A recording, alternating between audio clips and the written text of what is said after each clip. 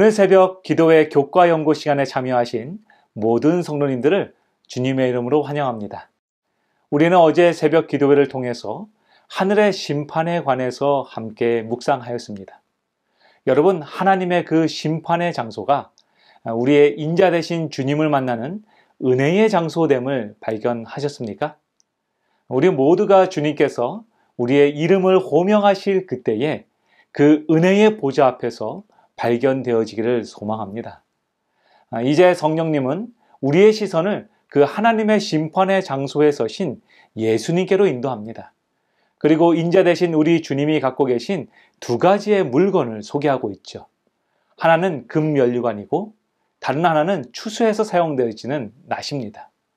오늘 이 새벽 기도회를 통해서 그 두 가지의 깊은 의미를 이해하고 우리를 위해서 준비된 그 은혜를 발견하는 귀한 시간이 되기를 소망합니다. 우리 함께 기도로서 오늘의 교과 연구를 시작하겠습니다. 사랑과 은혜가 충만하신 아버지 하나님, 오늘 저희에게 하나님의 넘치는 은혜를 부어주시니 감사합니다. 이 새벽 우리의 모든 마음을 비우고 하나님의 말씀을 채우기를 소망합니다. 성령 하나님 역사하여 주셔서 그 예언의 깊이 있는 말씀들을 이해하게 하시고 우리의 삶에 계신 주님 만날 수 있도록 축복하여 주시옵소서. 이 모든 말씀 예수님의 이름으로 간절히 기도드렸습니다. 아멘.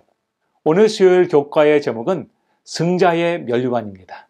요한은 그의 계시를 통해서 인자 되신 예수님께서 그 면류관을 쓰고 계신 장면을 소개하고 있습니다. 헬라어 스테파노스라는 단어가 사용된 이 면류관이라는 단어는요, 왕들이 즉위를 할 때나 또는 그 신분을 나타낼 때 사용되어지는 단어였습니다. 성경에는 예수님께서 쓰신 이 금면류관과 같이 하나님을 신실하게 믿은 그 성도들이 받게 될 5종류의 면류관을 소개하고 있습니다. 그리고 이러한 면류관들은 죄 가운데서 우리를 살리신 하나님께서 구원의 선물로 우리에게 주신 것이며 또한 신실하게 믿음을 지킨 하나님의 성도들이 그 수고한 상급으로 받는 하나님의 은혜를 상징합니다. 첫 번째로 등장하는 면류관은 의의 면류관이 등장합니다. 디모데후서 4장 7절로 8절은 우리에게 말합니다. 나는 선한 싸움을 싸우고 나의 달려갈 길을 마치고 믿음을 지켰으니 이제후로는 나를 위하여 의의 면류관이 예비되었으므로 주 곧 의로우신 재판장이 그날에 내게 주실 것이며 내게만 아니라 주의 나타나심을 사모하는 모든 자에게도니라. 이 의의 면류관은 예수 그리스도의 다시 오심을 사모하며 기다리는 성도들을 위해서 예비된 것입니다. 이 세상의 죄와 향락에 취해 있는 자들에게는 이 세상의 끝날을 두려워하게 될 것이지만 시험과 환난을 견뎌내며 모든 소망을 하늘에 든 성도들에게는 오직 우리 주 예수님의 재림하시는 그날 이 의의 면류관이 허락될 것입니다.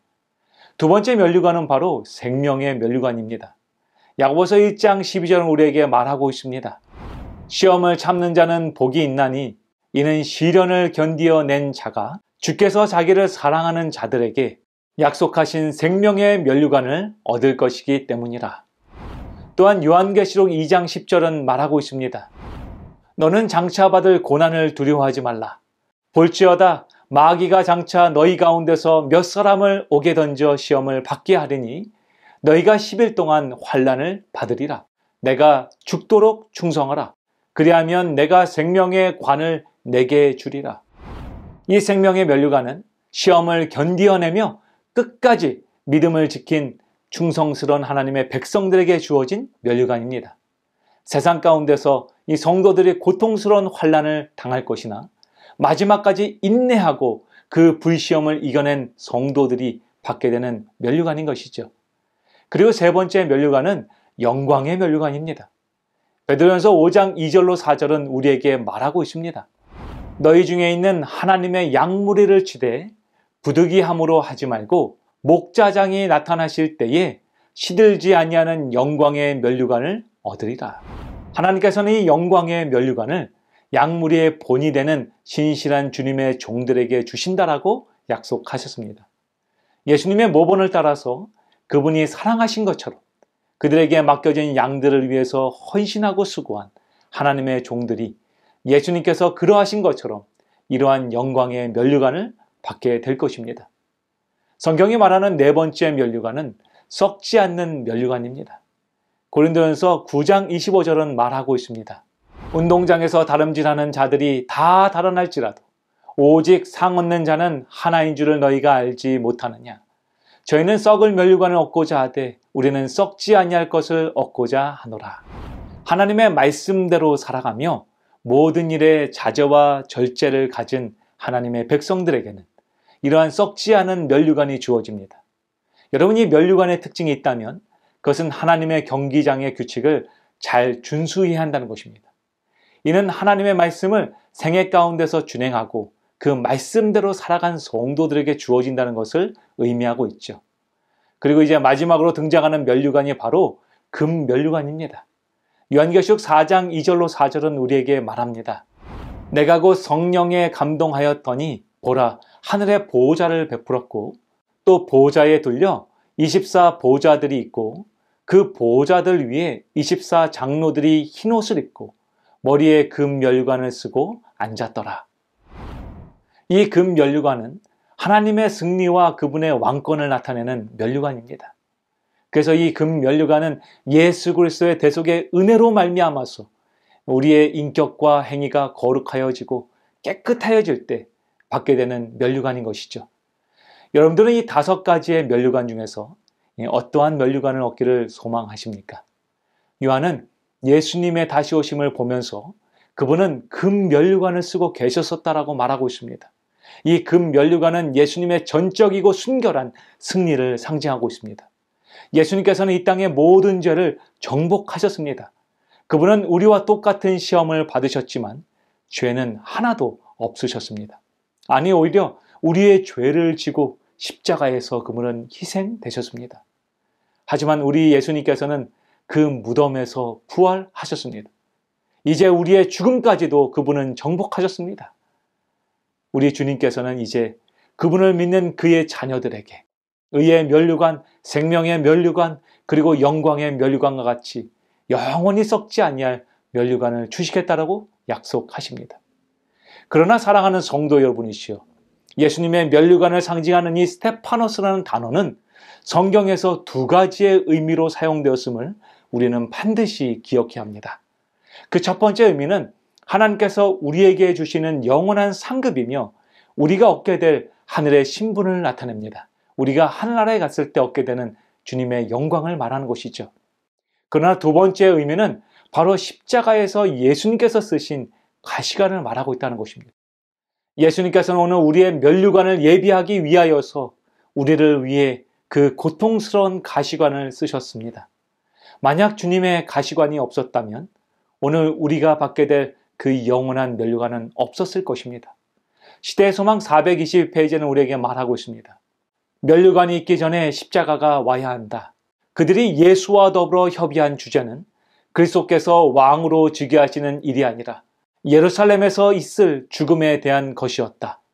인간의 연약함을 지니시고 그 슬픔과 죄짐을 지신 예수께서는 사람들 사이를 홀로 걸으셨다. 우리는 예수님의 승리의 면류관을 기대하고 있습니다.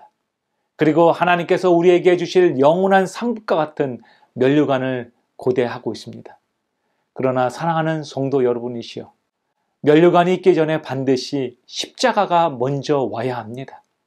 예수님은 그분의 제자들에게 말씀하셨습니다.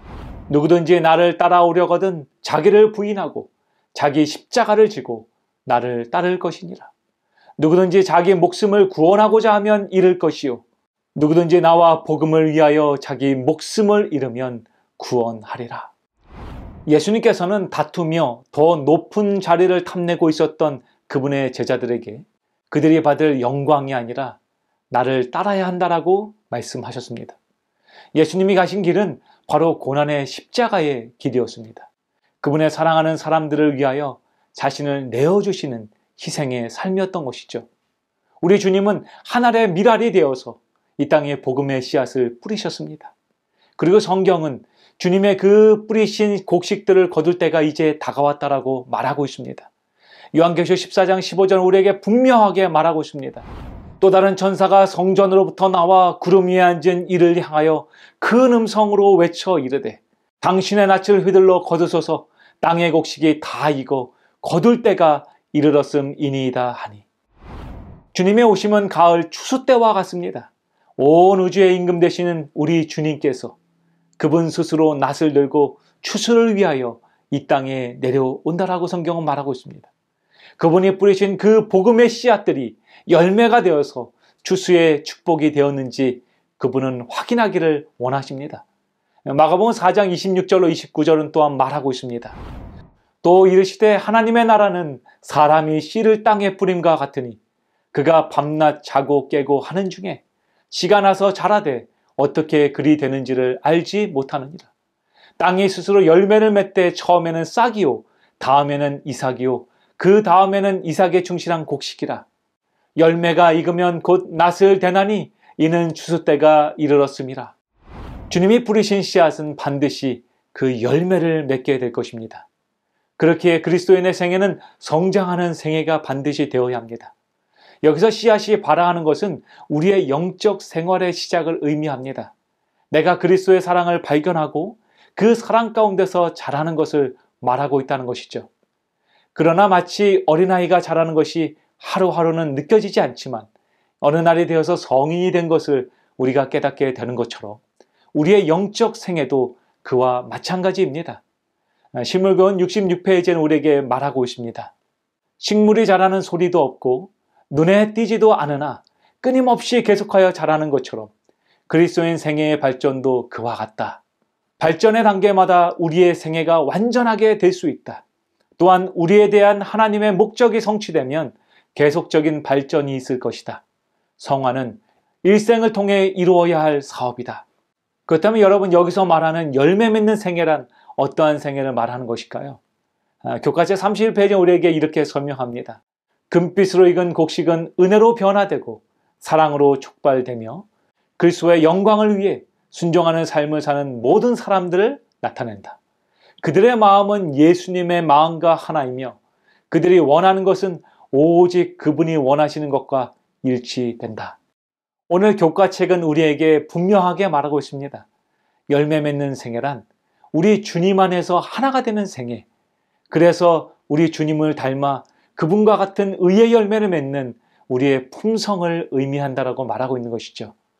사랑하는 성도 여러분이시여, 우리 주님은 영광 가운데서 이 땅에 나타나실 것입니다. 승리의 금면류관을 쓰고 우리 곁에 나타나실 것입니다. 그리고 우리 모두는 우리의 눈으로 그분의 오심을 목도하게 될 것입니다. 그러나 그 순간 우리 주님은 우리가 열매를 맺는 생애를 살았는지 또한 확인하러 오실 것입니다. 그 추수의 날에 우리 모두 아름다운 열매를 맺고 주님 앞에 온전히 서게 되는 하나님의 자녀가 되기를 소망합니다. 그래서 우리를 위하여 준비된 그 아름다운 면류관을 소유하는 저와 여러분이 되기를 간절히 소망합니다. 우리 다 함께 기도하겠습니다.